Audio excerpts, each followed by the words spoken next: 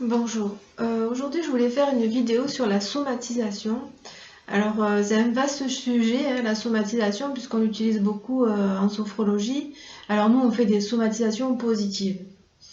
La somatisation comme on l'entend de nos jours, c'est vraiment le corps qui somatise, hein, en fait, c'est-à-dire si on vit un événement difficile, on peut avoir des somatisations, c'est-à-dire des répercussions physiques sur son corps. Et je voulais aborder ce sujet aujourd'hui. Euh, c'est vrai qu'on peut éviter en fait tout ce qui est somatisation négative, hein, c'est-à-dire par exemple, je donne un exemple, une personne qui irait à la retraite, qui partirait à la retraite d'un coup, qui aurait travaillé toute sa vie vraiment avec dévouement. Et on peut on peut voir des choses apparaître à la retraite, c'est-à-dire des maladies, des somatisations, parce qu'en fait,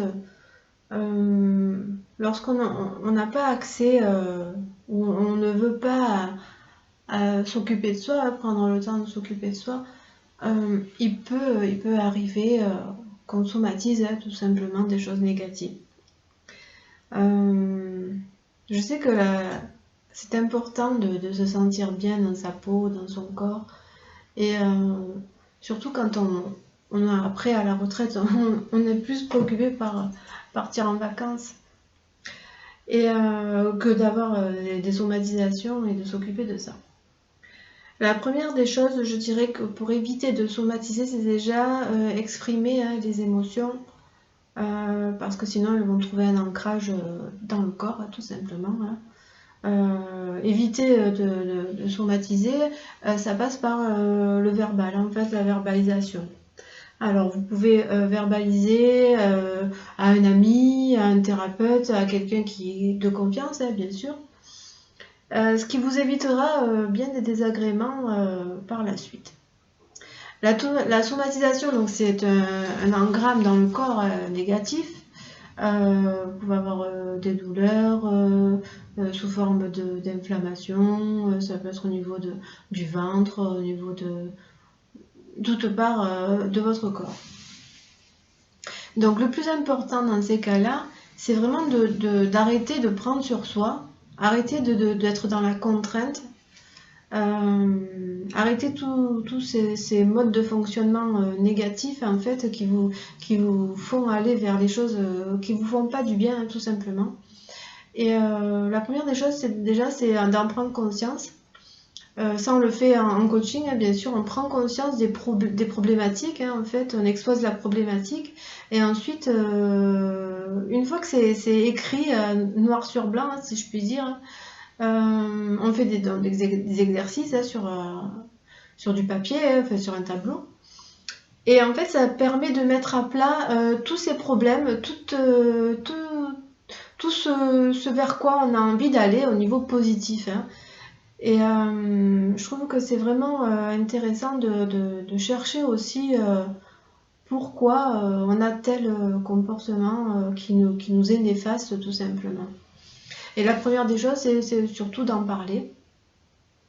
Parler autour de soi, hein, c'est comme les stress post-traumatiques. Hein, vous avez des cellules d'accompagnement psychologique lors d'événements. Et le fait de ne pas garder en vous ce que vous avez à dire, ce que vous pensez, c'est déjà une bonne chose.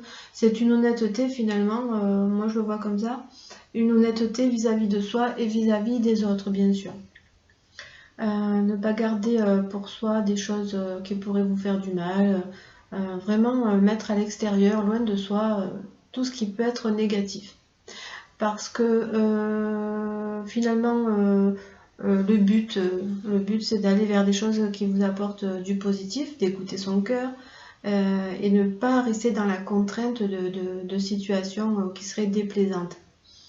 Bien sûr, ça ne veut pas dire de se complaire vraiment dans sa zone de confort, c'est-à-dire ne pas aller vers l'extérieur, parce que c'est vrai que c'est très confortable, hein, la zone de confort, bien entendu.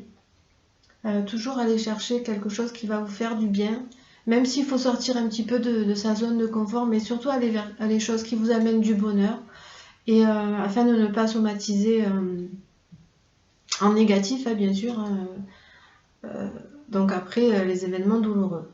Nous, en sophrologie, donc on s'occupe de somatiser le positif, parce que souvent le cerveau en fait ne se souvient que du négatif, et on a tendance à somatiser en fait le négatif, alors qu'il y a plein de choses positives dans nos vies. Et la sophrologie est utile en ce sens-là, parce qu'en fait elle va aller chercher les ressources de la personne. Et en coaching aussi, on le fait aussi, on peut identifier les ressources de la personne. Pour Parce qu'en fait, on a plus de qualités qu'on pense. Souvent, c'est ça, on a beaucoup plus de qualités qu'on pense. On voit beaucoup nos défauts, nos propres défauts. Du coup, de se refocaliser sur le positif qu'il y a en soi-même, ça permet de se voir autrement aussi, d'avoir plus confiance en soi. Voilà, donc moi j'aime beaucoup utiliser les exercices qu'on fait en coaching. Je trouve que ça fait vraiment prendre conscience aux gens de leur mode de fonctionnement, quitte à regarder en face à ce qui ne nous convient pas, bien sûr, mais ne pas se focaliser bien sûr dessus, grâce à la sophrologie. De toute façon, après, on commence par les exercices, et après une séance de sophrologie de relaxation en fin de séance. Ça permet aussi de se visualiser, de vraiment d'aller vers le positif, vers ce qui vous amène du bonheur, et ne pas rester dans des situations qui sont vraiment inintéressantes. Voilà ce que je voulais dire. Donc surtout la verbalisation, c'est très important. Nous, on est focalisé aussi en tant que sophrologue et coach de vie. Je suis focalisée aussi sur l'écoute active, bien sûr, de la personne.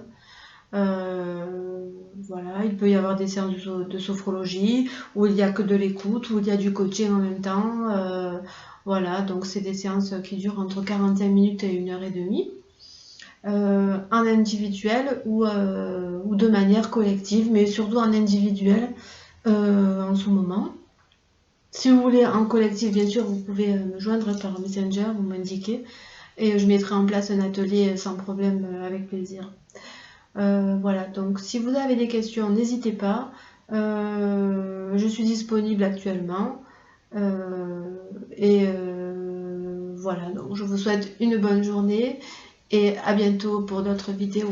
Au revoir.